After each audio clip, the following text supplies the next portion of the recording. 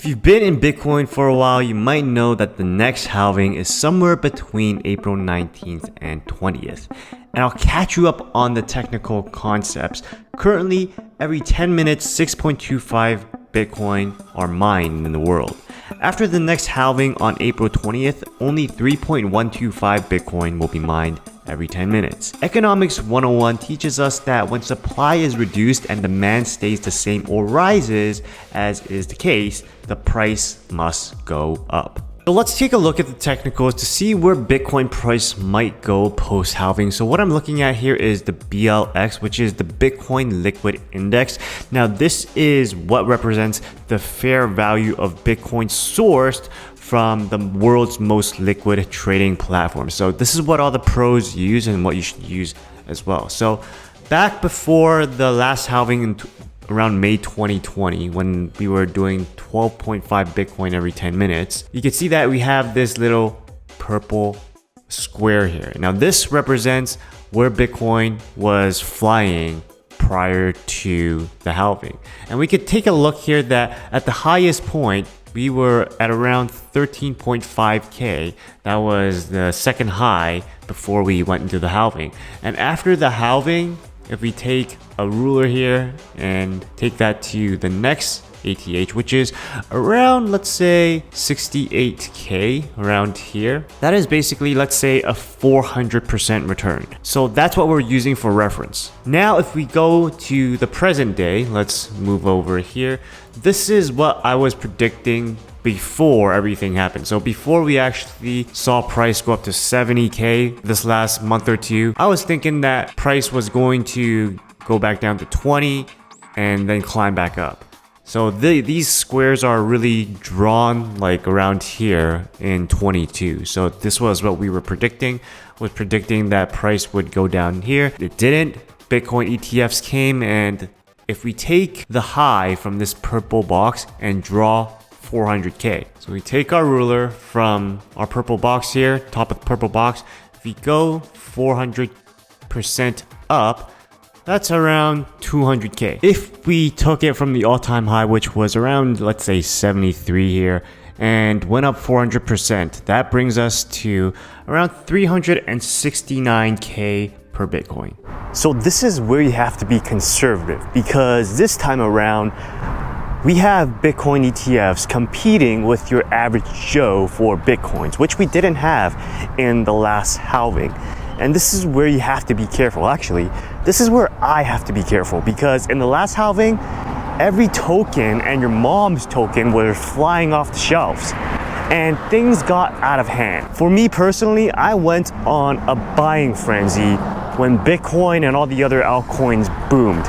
And when winter came, what I found was I was the person that bought high and sold low. And after saying that, if you're curious about what prices I see Bitcoin going after the halving, then stick around, because I'm gonna give you the technical analysis of where I think Bitcoin might go according to the charts. So I just want to stick on this point because I want to give you a strategy, and actually this is my own strategy, in order to stay disciplined after the next halving. And what I want you to do after this video is make a list of, let's say, 5 crypto that you want to focus on. And what you're going to do is you're only going to focus on these 5 crypto, nothing else. So for me, it is Bitcoin, Ethereum, Solana, THETA, and Chainlink. And for Chainlink, I'm just not even going to buy it. I'm just going to earn it through my Gemini credit card rewards. So that's how I'm going to play it. And in fact, I don't even want you to focus on these crypto during the Bitcoin halving and post Bitcoin halving, but only until crypto winter comes. And I believe it will come, because that's a time when all of these crypto, the prices will all be depressed, and that is when you want to buy. And what happened the last halving was I overestimated myself. I thought I was smart, and I got into all of these risky tokens, new projects. I read the white paper and all, got involved in the community, thought I was smart. But then when crypto winter slid in, I thought to myself, I looked at these tokens and I was like, why am I holding on to all this crap? And the worst thing of all is all the influencers that just seem to pop up whenever Bitcoin rides sky high. And you start listening to these influencers and you start buying into projects that they're shilling. And honestly, that was just all stupid. The only winner that came out of that was Solana, and I sold that at the bottom. So this time around, I'm only going to buy projects that have been around for a long time, that have a community behind them, that have a lot of projects building on them. And Bitcoin, Ethereum, Solana, THETA, and Chainlink are all projects, tokens that fit that criteria. So if you know me, you know that I like Fibonacci numbers because those are the levels where I see price are attracted to. So we have our 618 here and 0.5, which is quite hard to see, but they represent the level of between, let's say, 37K and 45K. So that's a sweet spot where I think it is definitely a great time to buy Bitcoin. Now, I also drew a Fibonacci extension to see where price might go. And remember, 618 on Fibonacci is always what you're looking for. So what I see is that after the halving, the price might go up and reach 618, which is 110K, before it comes back down to our levels of 37 to 45K where we will buy. So our previous all-time high was around there. So let's go ahead and draw a level to see how much the drop was. So from the drop here all the way to, let's say, the bottom, which is around here, that's a 77% drop. So that's what we saw from the last halving until now. So if we go to BTC again and we take our ruler and let's say we go from the 618, which is 110K, all the way to, let's say, 45K.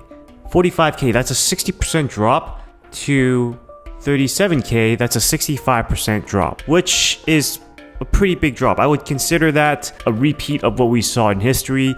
A drop of more than 50K, that's your signal that, alright, it's time to start stacking sats. But if you're holding for the long term, I also don't see it hurting you to buy Bitcoin at around 60K. If you're planning to hold this for the next 5 to 10 years, 60K is a good point because there's also a Fibonacci here, which coincides with the 786.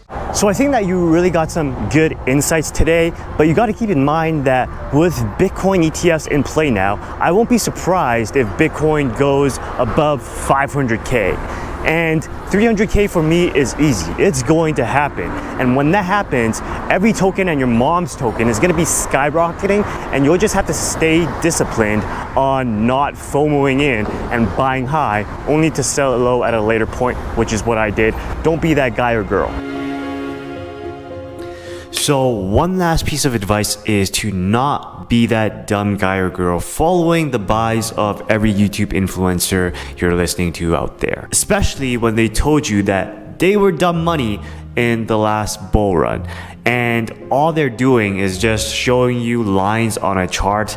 I mean, to be honest, you might get better advice from a Magic 8 Ball. But if you decide to listen to them anyway, and you're curious about what other altcoins are out there, you might want to check out my last video where I talked about the top 3 NVIDIA competing cryptos or altcoins that are going to eat the lunch of NVIDIA on AI.